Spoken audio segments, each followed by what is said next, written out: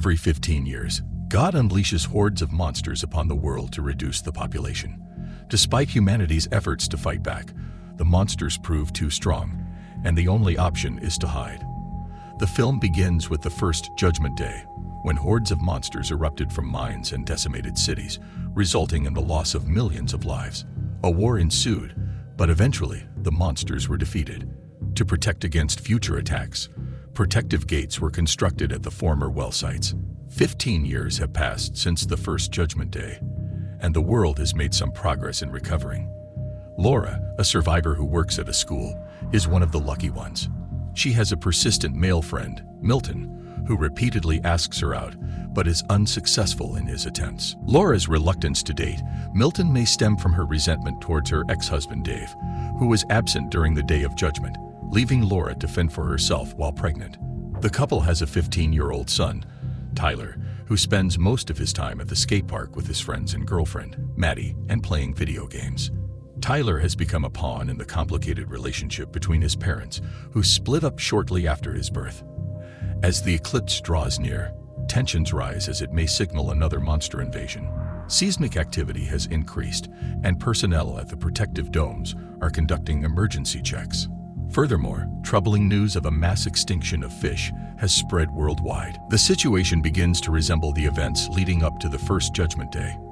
Migration patterns are another alarming signal, and it seems that history is repeating itself exactly 15 years later. Tyler spends the weekend with his father, Dave, when they receive a call from Dave's friend Ted, who is convinced that the new Judgment Day is imminent. Ted urges Dave to take his family to his shelter before the eclipse. Meanwhile, the first monster has already infiltrated the protective dome, climbing the stairs unnoticed. Laura also sees the news and contacts Dave, demanding that he bring Tyler home. She insists that Milton has reserved a shelter and that it's their only chance of survival. Dave assures her that he is Tyler's father and that he is safe with him. However, while Dave is on the phone, Tyler receives a text and silently slips out of the house. Laura is in a state of panic, urging Dave to bring Tyler to her as soon as possible.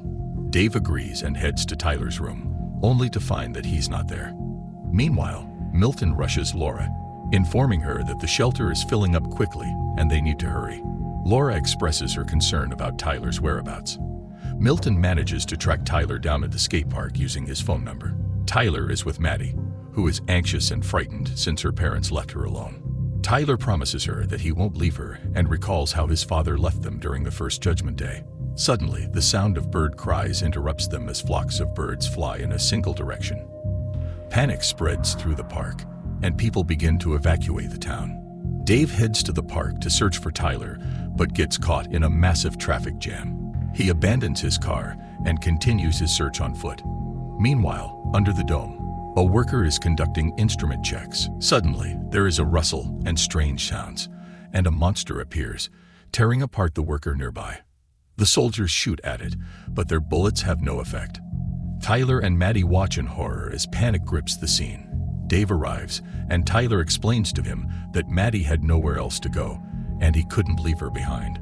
Laura arrives with Milton, and they all head to the shelter, which is already fully booked.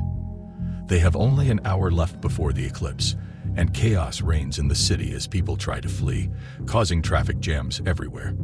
They finally reach the shelter, but it is barricaded off by the military, allowing only women and children inside. Dave asks Tyler to take care of his mother and sends them into the shelter, while he and Milton remain behind in the crowd. Tyler rushes towards the shelter, but then changes his mind and runs back to his father. Laura and Maddie follow him closely. Tyler firmly declares that he won't leave his father behind. Suddenly, the scoreboard flashes the message that the shelter is full and there are no more vacancies. The group quickly dashes towards their car. Dave suggests heading towards Ted's hideout in the desert, while Milton proposes to hide in the basement of the nearby school. As they drive, they encounter a massive traffic jam caused by dozens of cars blocking the road. As the eclipse begins, an earthquake starts, and the protective dome gets breached by the horde of monsters. The creatures crawl, fly, and swarm into the city. Dave insists on leaving the city, but Milton claims that it's his car, and he knows the best way to save everyone. After arguing with Dave, Milton is suddenly seized by a flying monster and carried away into the sky. Laura lets out a heart-wrenching scream as Dave quickly ushers her and the children into the car, determined to escape. Driving along the canal, Dave tries to reassure the kids that everything will be okay, but they soon realize that the car is running out of gas. Desperate for a solution, Dave spots several cars ahead and decides to try to find a replacement. As he gets into one of the cars, he discovers an elderly man hiding in the backseat. They are suddenly faced with a massive, bloodied monster that resembles a bull, which begins to approach them. Miraculously, the bull passes by without noticing them and begins to feed on a nearby body. Dave quietly rolls the car back to Laura and the kids, but they soon realize that they need to move to the new car. As they try to do so, the bull notices them and begins to advance. As the bull charges towards them, the man calmly steps out of the car with a jar of salt in his hands.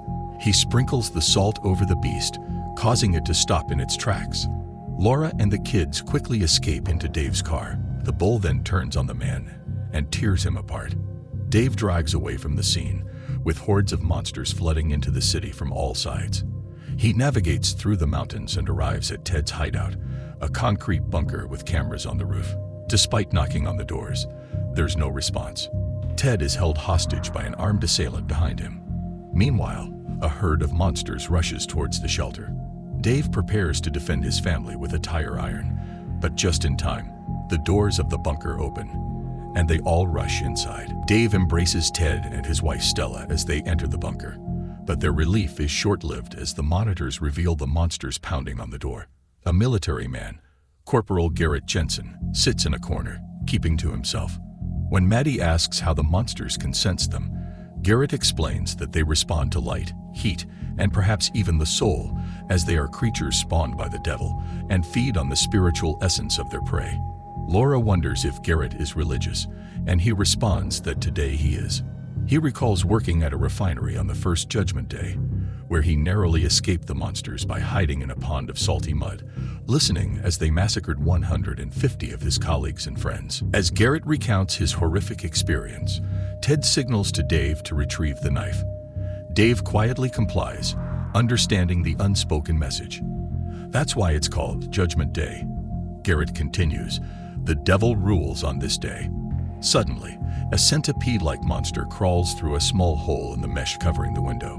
Garrett insists that he will take first watch, and Ted invites the group to stay with them. Ted looks pointedly at Dave, signaling that they may need the knife later. But just as they settle in, Garrett pulls out his gun and forces Dave to drop the knife. He explains that he stumbled upon this hideout and was allowed in by Ted's kind wife. Despite Ted's reservations, Garrett survived the first wave of monsters and is determined to survive again, no matter the cost. Tyler tries to disarm Garrett, but is thrown away by the determined Corporal. As Dave comforts Corporal Garrett, a centipede-like monster suddenly attacks Stella, but Ted manages to rip it off her and pour salt on it. Dave quickly takes the gun from Garrett and shoots the creature, while other monsters start to emerge from the walls. Despite the chaos, the group manages to fend off the monsters and tie up Garrett, who is still in shock. Meanwhile, Stella is bleeding profusely, and they desperately need to find a way out. Dave spots a massive bull outside, which he realizes will eventually break down the doors. Ted is hesitant to leave his injured wife, but Stella urges him to go with the others through an underground passage that leads to the mountains. Garrett offers to take them to safety in his car, which has a full tank and can lead them to the gate where bunkers are located and where the monsters came from. After some persuasion, Ted agrees to leave with them, and they make a break for the car as the bull continues to smash against the bunker doors. As they make their way towards the car, Garrett reiterates his offer to help them reach safety. Despite their initial skepticism, the group agrees, realizing that they have little choice but to trust him. Ted provides them with a variety of weapons from his arsenal, and they prepare themselves for the journey ahead.